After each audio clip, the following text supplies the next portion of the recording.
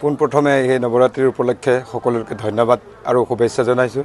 আমি B149ৰ দ্বাৰা আয়োজিত সেই আজিৰ অনুষ্ঠান ভাগৰ উদ্দেশ্য আপোনালোকক হিন্দীত নিশ্চয় অৱগত কৰিলে, কিন্তু আমি সেইটো হৈছে আমাৰ নৱৰাত্ৰিত 9গৰাকী কন্যাক আমি পূজা কৰা হয়।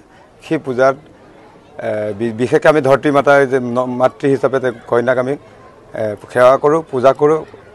সেই পূজাৰ ভাগত আমাৰ প্ৰথমতে আমাৰ কমাণ্ডেণ্ট শ্ৰী আশিষ যাদৱ ছাৰ আহিছে।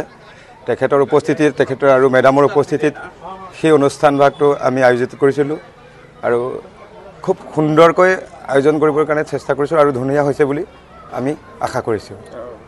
হয় হয়, এই অনুষ্ঠান ভাগলৈ আমাৰ কমাণ্ডেণ্ট ছাৰ আহিছে, লগতে আমাৰ কোম্পানী কমাণ্ডাৰ আমাৰ ফতেহ সিং ছাৰ আছে, লগতে টুৱাইচি মেম আছে আৰু আমাৰ অফিচাৰ্ছ মানে যিমান অফিচাৰ্ছ আছে বাটালিয়নৰ যিমান অফিচাৰ আছে আৰু লগতে আমাৰ যিবিলাক ছাব অৰ্ডিনেট অফিচাৰ্ছ বুলি কয় তেওঁলোকো আছে, জিএছৰ পৰা ধৰি ছাব অৰ্ডিনেট অফিচাৰ, লগতে অন্য যিবিলাক আদাৰ্ছ ৰেংকছ সকলো আছে, উপস্থিত আছে।